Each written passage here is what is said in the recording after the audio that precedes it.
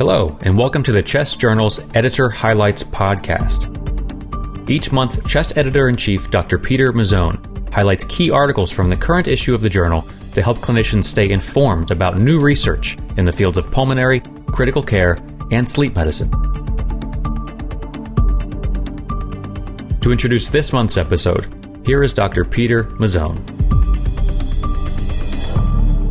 Thank you for tuning in to the Editor's Highlight podcast for the January 22 issue of the journal Chest.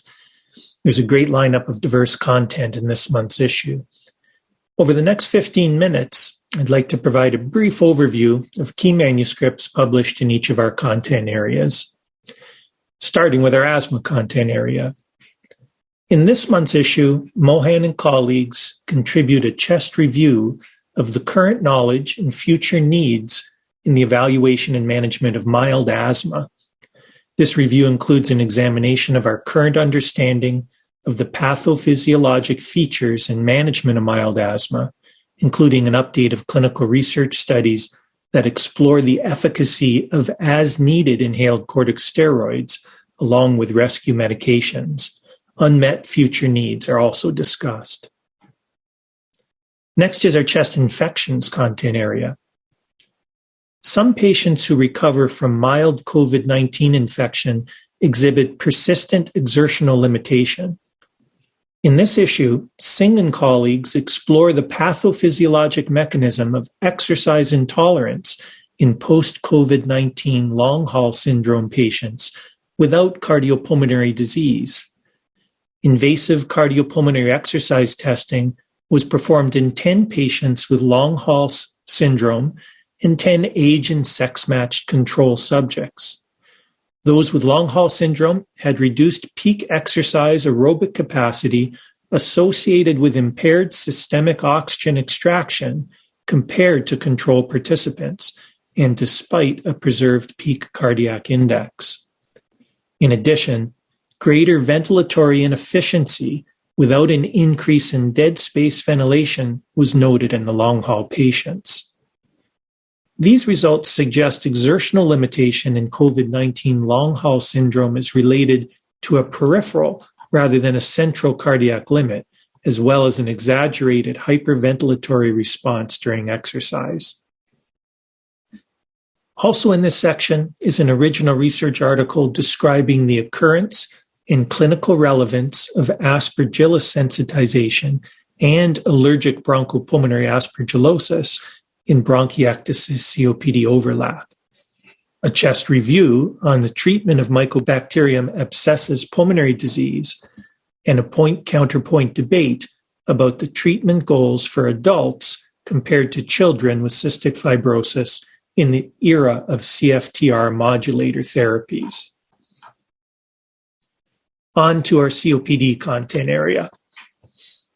There are few clinically useful circulating biomarkers of lung function and lung disease. In this issue, Keefe and colleagues asked whether an integrative genomic strategy using genome-wide association studies of plasma-soluble receptor for advanced glycation end products, or sRAGE levels, in conjunction with GWAS of lung function traits, could identify causal relations between sRAGE and lung function.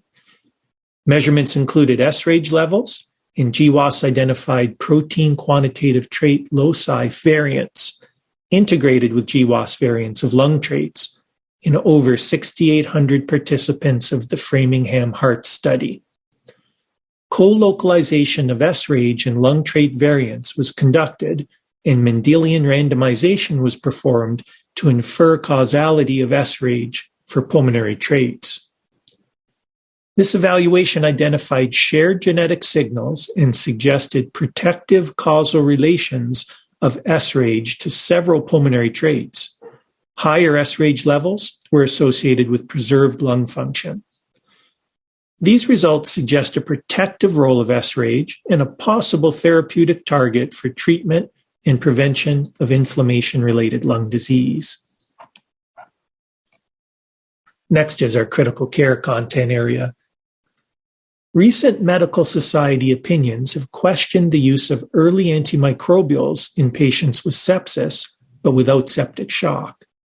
In this issue, Bazzari and colleagues report on a retrospective cohort study of over 74,000 patient encounters with an aim of determining whether time from emergency department presentation to the administration of antibiotics was associated with progression to septic shock among patients with suspected infection. 7.4% of patients progressed to septic shock, of whom 88% had received antimicrobials within the first 5 hours from triage. Time to first antimicrobial administration was related to progression to septic shock and in-hospital mortality. Each hour delay was associated with a 4% increase in progression to septic shock. These results support an association between delays in first antimicrobial administration in patients with suspected infection and progression to septic shock. Additional original research published in this section includes an evaluation of pre-hospital time as a risk factor for pneumonia in trauma patients. There's a systematic review and meta-analysis of the utility of the Rapid Shallow Breathing Index in predicting successful extubation.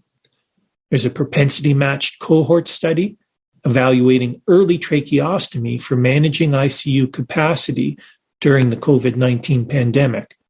And there's a prospective cohort study that assesses the relationship between the Sickness Insight in Coping Questionnaire coping style of hospitalized critically ill patients and health-related quality of life and recovery. Completing the section is a chest review describing focused management of patients with severe acute brain injury and ARDS. On to our diffuse lung disease content area. There is limited information about mortality trends in patients with pulmonary sarcoidosis and respiratory failure who are hospitalized. In this issue, Al-Kaloubi and colleagues evaluated the national temporal trends in hospitalization and inpatient mortality in patients with pulmonary sarcoidosis and respiratory failure by using data from the national inpatient sample between 2007 and 2018. Hospitalization for respiratory failure increased from 25.9 to 239.4 per 1 million individuals over this time frame. Inpatient mortality associated with respiratory failure declined from 17.2% to 6.6%. Independent inpatient mortality predictors were older age, respiratory failure, need for mechanical ventilation, pulmonary hypertension, pulmonary embolism, and frailty. These findings suggest that there has been an increase in hospitalization, but decrease in mortality from respiratory failure in patients with pulmonary sarcoidosis.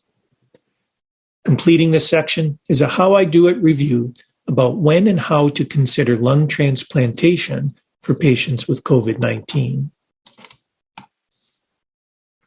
Our education and clinical practice content area is next.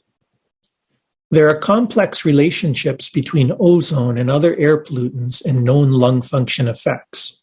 In this issue, Holm and Balmes report on a systematic review of the association between ozone exposures and lung function from epidemiologic studies published from 2013 through 2020. 53 studies were included in the review. Small decreases in children's lung function were noted with even low-level, short-term ozone exposure. The effect of short-term exposure on adult lung function was less consistent. Long-term ozone exposure has been shown to decrease lung function and lung function growth in children, with little evidence available about the impact of long-term ozone exposure on lung function in adults. These results suggest that even low-level ozone exposure below current EPA standards can impact the lung function of children. Other content in this section includes an original research article assessing the association between forced expiratory volume in 1 second, cardiac status, and outcome in chronic heart failure, and a How I Do It review about communication around time-limited trials. Next is our pulmonary vascular content area. Oxidative stress, inflammation, and vascular stiffness related to combustible tobacco smoking are key components in the development and progression of atherosclerosis. The comparable effects of e-hookah are unknown. In this issue, Resk-Hanna and colleagues report the results of a randomized crossover study of 17 healthy young adults who chronically smoke hookah to determine the differential acute effect of e-hookah vaping versus combustible hookah smoking on oxidation, inflammation, and arterial stiffness. E-hookah vaping led to a larger acute increase in pulse wave velocity and in the augmentation index than hookah smoking. In addition, an elevation of pro-inflammatory biomarkers was noted after vaping hookah, but not after smoking it. These results suggest that e-hookah vaping exerts injurious effects on the vasculature that are in part mediated by inflammation. Also in this section is a research letter that assesses the association between iron deficiency and the severity of pulmonary vascular disease in pulmonary hypertension due to chronic lung disease, and a chest review on the phenotypic diversity of vascular smooth muscle cells in pulmonary arterial hypertension and its implications for therapy. Our sleep medicine content area is next. The combination of noradrenergic and antimuscarinic drugs has recently been shown to improve upper airway muscle function during sleep. In this issue, Perger and colleagues asked whether 1 week of reboxetine plus oxybutynin is effective in lowering obstructive sleep apnea severity. 16 subjects participated in a randomized double-blind crossover trial comparing reboxetine oxybutynin with placebo in patients with obstructive sleep apnea.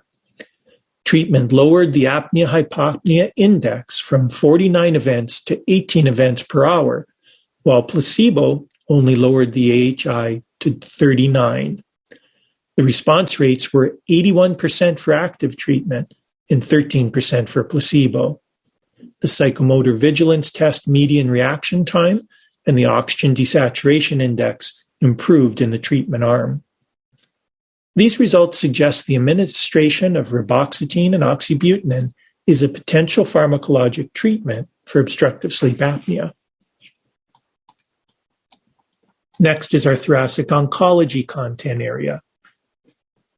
Lung cancer screening trials suggest a greater lung cancer mortality benefit from screening women than men. In this issue, DeLu and colleagues asked whether the USPSTF lung cancer screening eligibility recommendations contribute to sex disparities in eligibility, and whether the PLCO 2012 risk prediction model can reduce sex disparities. The sensitivity of the USPSTF criteria and the PLCO model, stratified by sex, was evaluated in a cohort of 883 lung cancer cases. Sensitivity of the USPSTF 2013 and 2021 criteria was higher in men than in women, while those from the PLCO model at 2 predefined thresholds were not significantly different between men and women. Sensitivities were higher with the PLCO model than the USPSTF criteria. These results suggest sex disparities in eligibility could be attenuated by including lung cancer risk prediction. Other content in this section includes an original research article describing the presentation, diagnosis, and management of subglottic and tracheal stenosis during systemic inflammatory disease. Also, a systematic review and meta-analysis of racial differences in adherence to lung cancer screening follow-up is included in this section.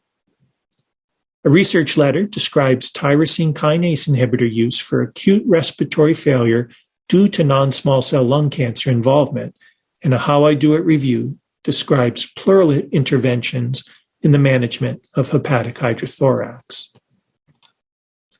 Finally, I encourage you to take a look at our Humanities and Chest Medicine section, where you'll find a special feature titled Addressing Race in Pulmonary Function Testing by aligning intent and evidence with practice and perception.